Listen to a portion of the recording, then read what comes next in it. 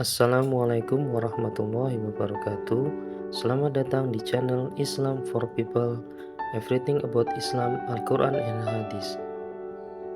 Dalam video kali ini akan menceritakan salah seorang sahabat Rasulullah, yaitu Bilal bin Rabah. Namanya adalah Bilal bin Rabah, muazin Rasulullah Shallallahu Alaihi Wasallam. Memiliki kisah menarik tentang sebuah perjuangan mempertahankan akidah, sebuah kisah yang tidak akan pernah membosankan walaupun terus-terus diulang sepanjang masa. Kekuatan alurnya akan membuat setiap orang tetap penasaran untuk mendengarnya. Bilal lahir di daerah As-Sarah sekitar 43 tahun sebelum Hijriah. Ayahnya bernama Rabah, sedangkan ibunya bernama Hamamah, seorang budak wanita berkulit hitam yang tinggal di Mekah. Karena ibunya itu, sebagian orang memanggil Bilal dengan sebutan Ibnu Sauda atau putra wanita hitam. Bilal dibesarkan di kota Ummul Qura, Mekah, sebagai seorang budak milik keluarga Bani Abduddar. Saat ayah mereka meninggal, Bilal diwariskan kepada Umayyah bin Khalaf, seorang tokoh penting kaum kafir. Ketika Mekah diterangi cahaya agama baru dan Rasul yang agung Shallallahu Alaihi Wasallam mulai mengumandangkan seruan kalimat tauhid, Bilal adalah termasuk orang-orang pertama yang pemeluk Islam. Saat Bilal masuk Islam, di bumi ini hanya ada beberapa orang yang telah mendahulunya memeluk agama baru itu, seperti Ummul Mukminun, Khadijah bin Khuwailid, Abu Bakar Asy-Siddiq, Ali bin Abi Thalib, Ammar bin Yasir bersama ibunya Sumayyah, Suhaib Ar-Rumi, dan Al-Miqdad bin Al-Aswad. Bilal merasakan penganiayaan orang-orang musyrik yang lebih berat daripada siapapun. Berbagai macam kekerasan, siksaan, dan kekejaman mendera tubuhnya.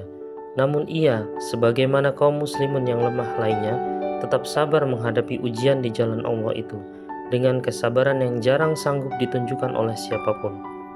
Orang-orang Islam seperti Abu Bakar dan Ali bin Abi Thalib masih memiliki keluarga dan suku yang membela mereka. Akan tetapi, orang-orang yang tertindas dari kalangan hamba sahaya dan budak itu tidak memiliki siapapun, sehingga orang-orang Quraisy menyiksa mereka tanpa belas kasihan. Quraisy ingin menjadikan penyiksaan atas mereka sebagai contoh dan pelajaran bagi setiap orang yang ingin mengikuti ajaran Rasulullah Shallallahu Alaihi Wasallam. Kaum yang tertindas itu disiksa oleh orang-orang kafir Quraisy yang berhati sangat kejam dan tak mengenal kasih sayang, seperti Abu Jahal yang telah menodai dirinya dengan membunuh Sumayyah. Ia sempat menghina dan mencaci maki, kemudian menghujamkan tombaknya kepada perut Sumayyah sehingga menembus punggung, dan gugurlah syuhada pertama dalam sejarah Islam. Sementara itu, saudara-saudara seperjuangan Sumayyah, terutama Bilal bin Rabah, terus disiksa oleh Quraisy tanpa henti. Biasanya, apabila matahari tepat di ubun-ubun dan padang pasir Mekah berubah menjadi perapian yang begitu sangat menyengat, orang-orang Quraisy ini mulai membuka pakaian orang-orang Islam yang tertindas itu, lalu memakaikan baju besi pada mereka dan membiarkan mereka terbakar oleh sengatan matahari yang terasa semakin terik. Tidak cukup sampai di sana, orang-orang Quraisy itu mencambuk tubuh mereka sambil memaksa mereka mencaci maki Muhammad Shallallahu Alaihi Wasallam. Ada kalanya saat siksaan terasa begitu berat dan kekuatan tubuh orang-orang Islam yang tertindas itu semakin lemah, untuk menahannya, mereka mengikuti kemauan orang-orang Quraisy yang menyiksa mereka secara lahir. Sementara hatinya tetap pasrah kepada Allah dan Rasul-Nya, kecuali Bilal, semoga Allah meridhoinya. Baginya penderitaan itu masih terasa terlalu ringan jika dibandingkan dengan kecintaannya kepada Allah dan perjuangannya di jalannya. Orang-orang Quraisy yang paling banyak menyiksa Bilal adalah Umayyah bin Khalaf bersama para algojonya. Mereka menghantam punggung telanjang Bilal dengan cambuk. Namun Bilal hanya berkata, "Ahad, Ahad, Allah Maha Esa." Mereka menindih dada telanjang Bilal dengan batu besar yang panas. Bilal pun hanya berkata, "Ahad, Ahad, Ahad." Mereka semakin meningkatkan penyiksaannya, namun Bilal tetap mengatakan Ahad, Ahad, Allah Maha Esa. Mereka memaksa Bilal agar memuji Latta dan Uzza, tetapi Bilal justru memuji nama Allah dan Rasulnya. Mereka terus memaksanya, ikutilah yang kami katakan. Bilal menjawab, lidahku tidak bisa mengatakannya. Jawaban ini membuat siksaan mereka semakin hebat. Apabila merasa lelah dan bosan menyiksa, sang tiran Umayyah bin Khalaf mengikat leher Bilal dengan tali yang kasar, lalu menyerahkannya kepada sejumlah orang tak berbudi dan anak-anak agar menariknya di jalanan dan menyeretnya di sepanjang Abtah Mekah. Sementara itu, Bilal menikmati siksaan yang diterimanya karena membela ajaran Allah dan Rasul-Nya. Ia terus mengumandangkan pernyataan agungnya, Ahad, Ahad, Ahad, Allah Maha Esa.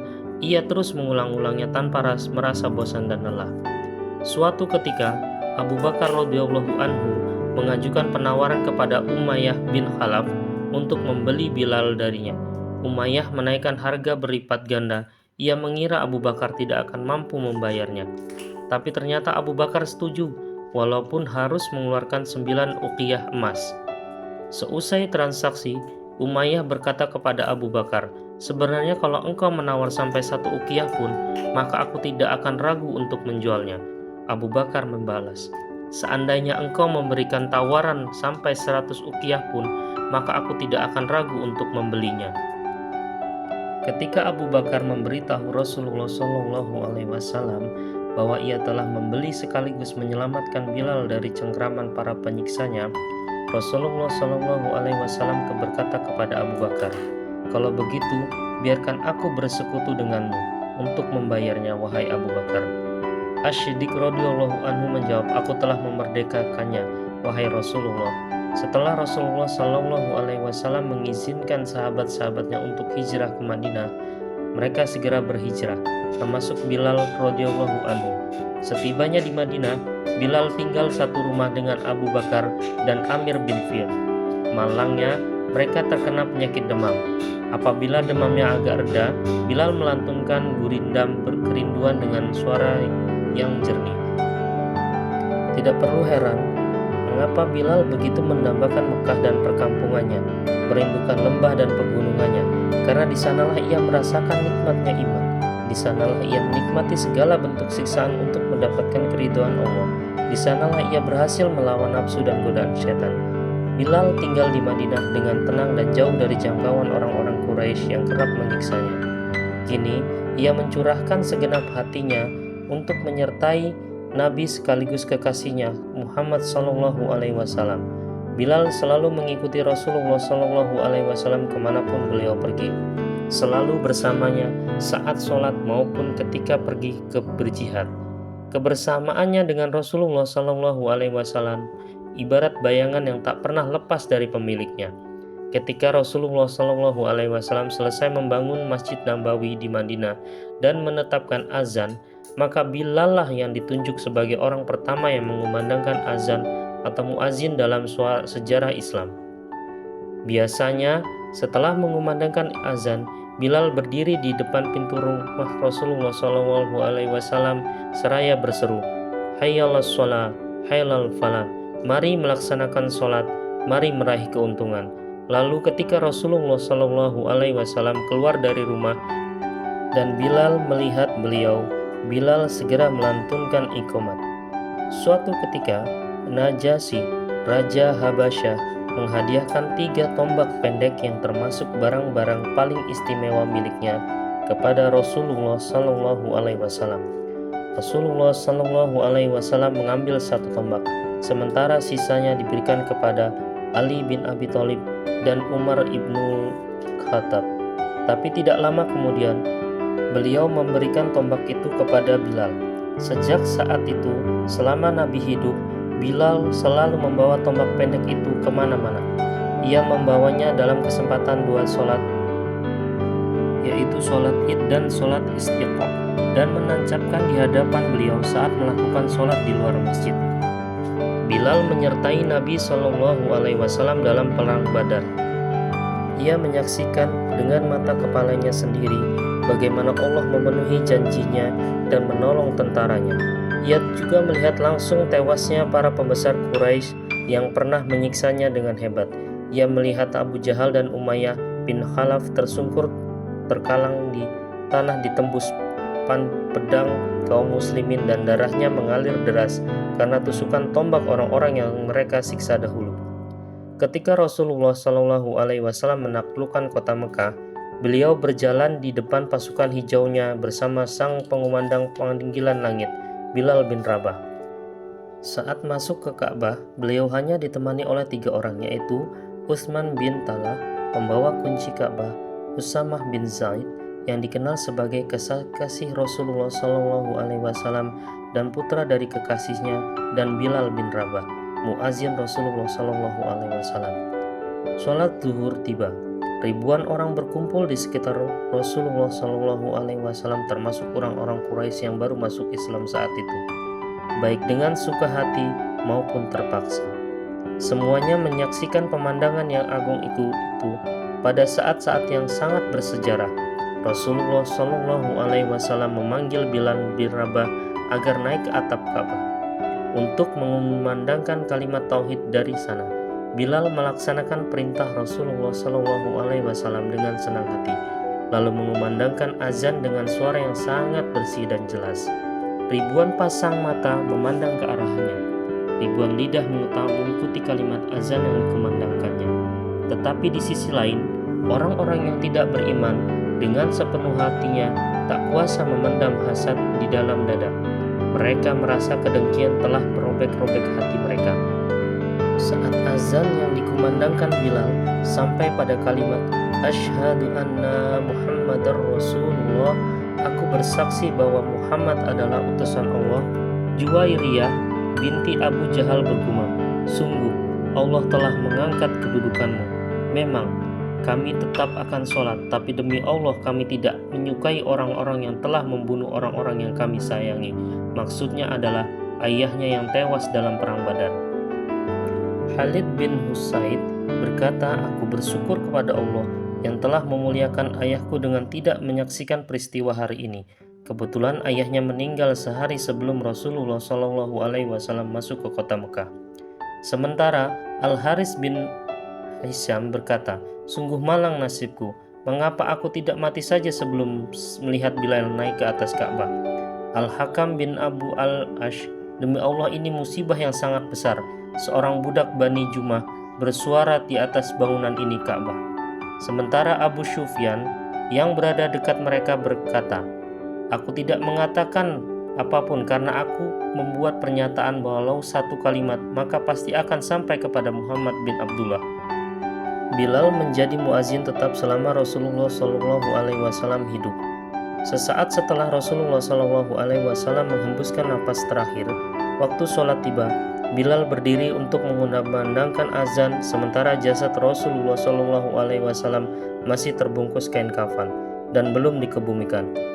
Saat Bilal sampai pada kalimat Asyhadu anna Muhammadar Rasulullah, aku bersaksi bahwa Muhammad adalah utusan Allah, tiba-tiba suaranya terhenti. Ia tidak sanggup mengangkat suaranya lagi. Kaum muslimin yang hadir di sana tak kuasa menahan tangis. Maka meledaklah suara isak tangis yang membuat suasana semakin haru biru.